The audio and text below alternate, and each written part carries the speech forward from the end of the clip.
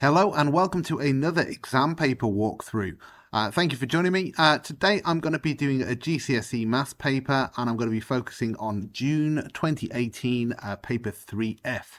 I'm going to be doing this from the AQA past paper series, and this is only going to be a half paper. I'm only going to be focusing on the odd questions in this video. What I've done is I've chopped down the paper into odd and even questions, and this is the odd questions. That makes it a nice 45-minute paper, great for any sort of revision. In the description to this video, you will find a link that will take you to a Google Drive where you can download a copy of the paper. If you've not already done the paper, I would recommend download it now and have a go at the paper before or during the video. To get the most out of the video, I'd also recommend some music on in the background. When I record all these videos, I tend to have some music on just to make it a little bit more enjoyable. If you find this video useful, please do subscribe and you will get notifications as soon as any other videos are updated on my site. Before we get into the paper, this is the question level analysis for this paper, which is quite a useful thing to refer back to. Because I've split this paper into odd questions, this is a slightly shorter, this is 37-mark paper, and these are the grade boundaries roughly from the students that sat it back in 2018. And it also gives you this quite nice question facility by grade. That basically tells how hard or how well students who got these grades did on each of those questions, which is quite useful just in case you want to refer back to it and see how other students across the country found particular questions. The video will also be chapter referenced by these topics, so if you want to jump straight to a particular question, you're more than welcome to. That set aside, we shall start the paper. Okay, so let's look. Question 1. Circle the value of the digit 7 in the number 9.17. So that's going to be 7 hundredths. So that's going to be our option over here. So 7 hundredths. Okay, question 2. Which of these shapes has no lines of symmetry?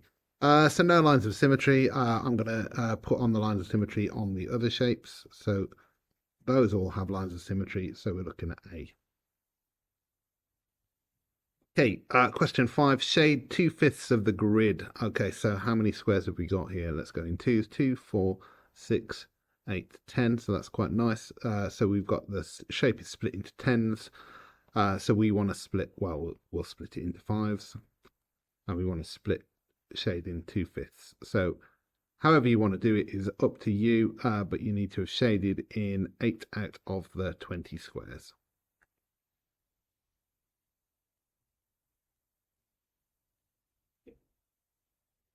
Okay, question part B, say 10% of this grid. Okay, so we've got 1, 2, 3, 4, 5. We've got 5 by, so we've got 5 times by 4. So we've got 20 squares. We want 10%, so we'd need to shade in 2 of them. Any 2. Okay, question 7. Link the algebra to the correct description. So first one I'm going to do is 3 symbols here means that it's an identity. We've then got 3x plus 2. I'll come back to that one.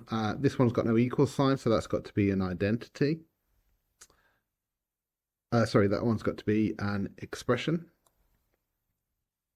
We've then got this one with an arrow symbol, which means that it must be an inequality. And then this one would be the equation. Okay, question 9. A music app has a shuffle play function. This means that songs are played in a random order without repeating. Ruth puts 10 songs on shuffle play. One of them is her favorite song. Write down the probability that her favorite song plays first. Well, that's just going to be 1 out of the options, so 1 out of 10. Okay, part B. Ted puts songs A, B, C on shuffle play. List all the possible orders of songs A, B, C. So we could have, we'll start with all the options that begin with A. So we could have A, B, C, and we could have A, C, B. Then if we look at B, we could have BAC and BCA. And then we'll start with the ones that begin with C, CAB and CBA. And that will be all of my options. Okay, question 11. Joe has a full cup of coffee. So we've got our cup 10 centimeters high. She drinks some of it. Okay.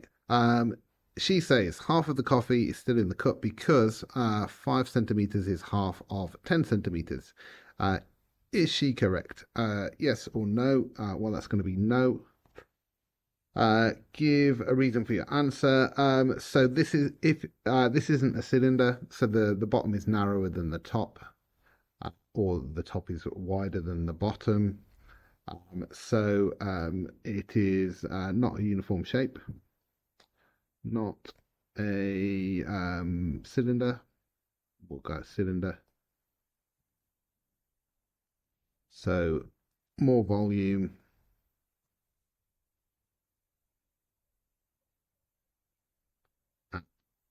Top shape. Top. I'm going to say top half of the shape. Top.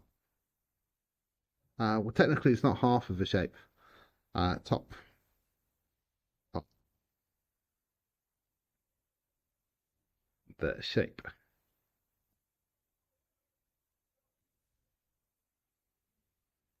Okay, question 13. A car travels 3.5 miles in 5 minutes. Work out the average speed in miles per hour. This, we might go for a calculator for this. No. So we've traveled 5 miles, 3.5 miles in 5 minutes.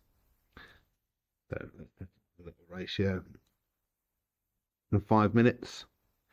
So I'm going to say that it would travel then 7 miles in 10 minutes. So in 60 minutes, it's going to have traveled 42 miles. So that's 1 hour. So its speed is 42 miles per hour. Okay, question 15. 4 positive numbers add to 36.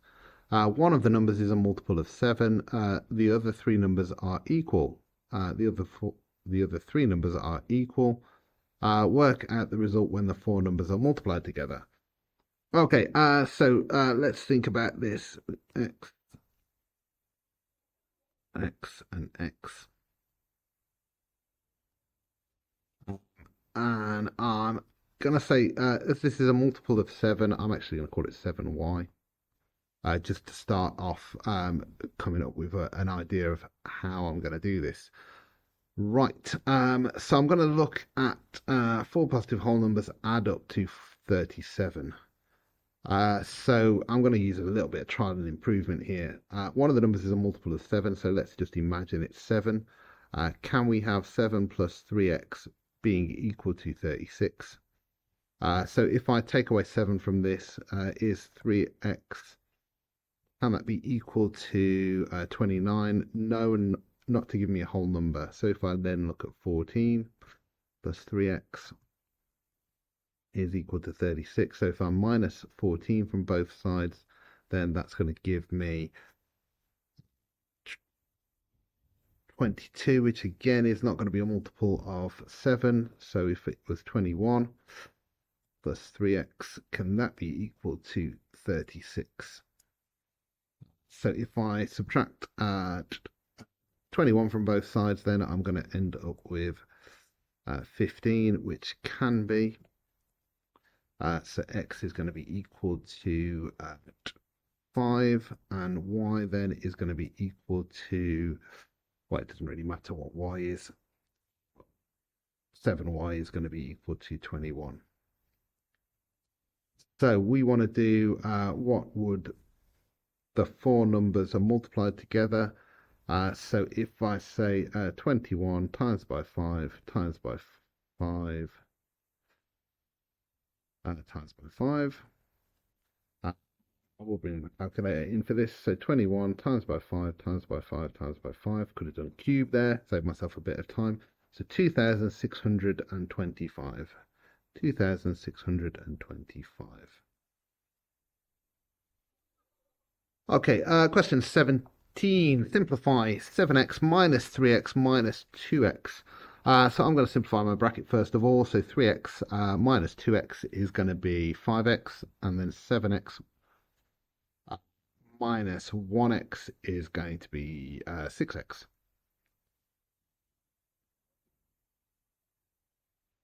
Okay, question 19. In an election, there were 4 candidates, J, K, L, and M. Fran is drawing a pie chart to show the information. The sectors for J and K have already been drawn. J and K have already been drawn. Okay, twice as many people voted for L as for M. Complete the pie chart. Right, I am going to need to switch programs in a minute, but I'm gonna do my work in for my angles first of all. So I'm going to start by adding the known angles together and taking them away from 360. So 360 minus 72 plus 90. And we'll do 360 minus 72 plus 90. So we're looking at 198. 198. And we're told twice as many people voted for L, so I'm going to call that 2x and x. So I need to do 198 divided by 3 is going to give me my value for x. So x is going to be equal to 198 divided by 3. So we're going to have 66 for one of the angles for M. So M is going to be 66 and L is going to be equal to 2 lots of 66, which is 132. Right, so if I put M is going to be equal to 66 and L is going to be equal to 132. Okay, right, I'm going to switch programs now. Okay, so I've just, it's only a picture, but I've got a protractor here. So I want to draw, I'm going to keep it nice and simple. I'm going to draw my 133 from this line here. And then I'll double check by measuring the other angle, and that should be 66. Right, so I place my protractor on the center of the pie chart. There we go.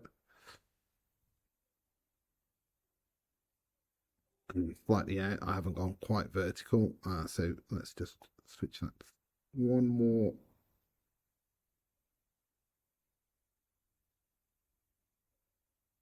There we go.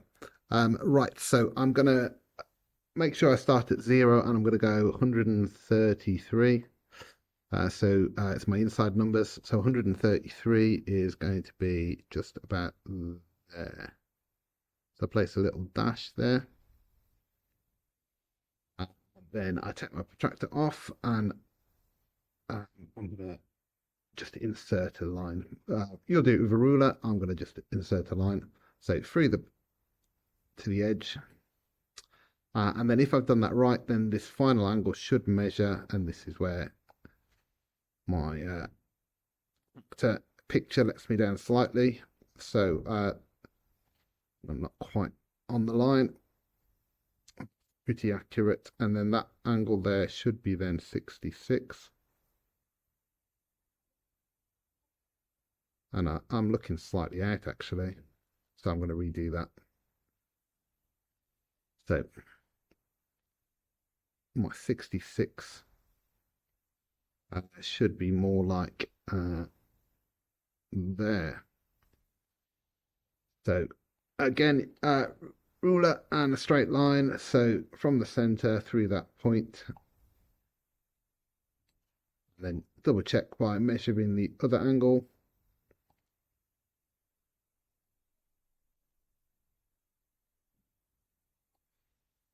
So I'm a little bit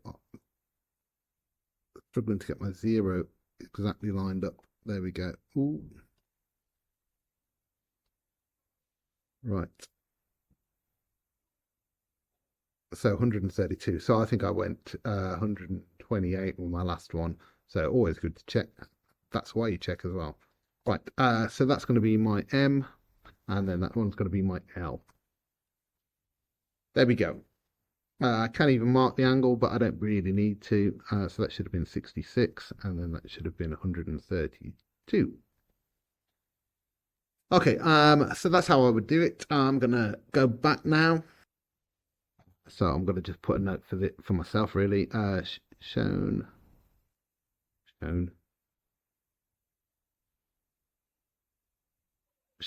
on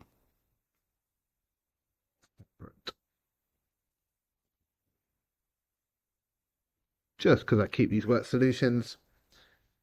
Okay, right. Question part B, sorry. Question part B, question 19B. Altogether, 16,200 people voted. How many people voted for J? Right, so J was 72. So I'm going to do, it's as a fraction, 72 out of 360 times by 16,200 will give me my value. So, and I'll type it in just like that. 62 out of 360, that's the fraction of the circle, times by 16,200. So I'm looking at 3,240. 3,240. Really put that there.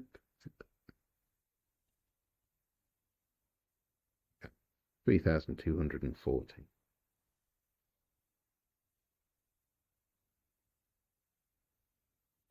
Okay, question 21. Rearrange E is equal to 2F to make F the subject. So I'm going to have to divide both sides by 2. So that's going to be E over 2 is equal to F. So E over 2 is equal to F. Okay, question 23. In a group of 20 people, 7 own a dog, 3 own a cat, 12 do not own a cat or a dog. Aidan shows this information on a Venn diagram. Make 2 criticisms of his diagram.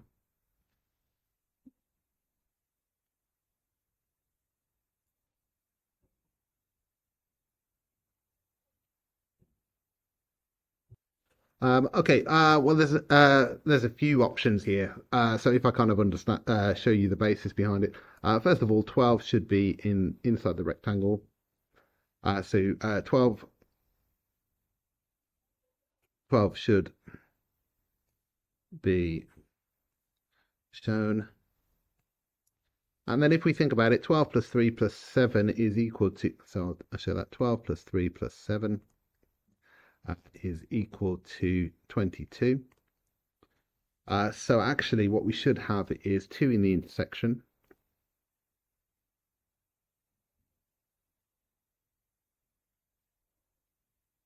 Not necessarily 2. Yeah. So if there's 22 in total, and there should have been 20 people in total, there should be a 2 in here, and that should actually be 1, and that should actually be 5. And that works then, doesn't it? 12 plus 5 plus 1. Yeah, that works. That works now. Number not shown in the intersection. I'm going to go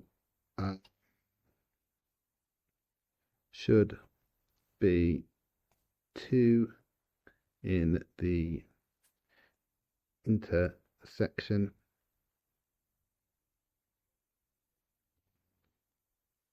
Five for only dog.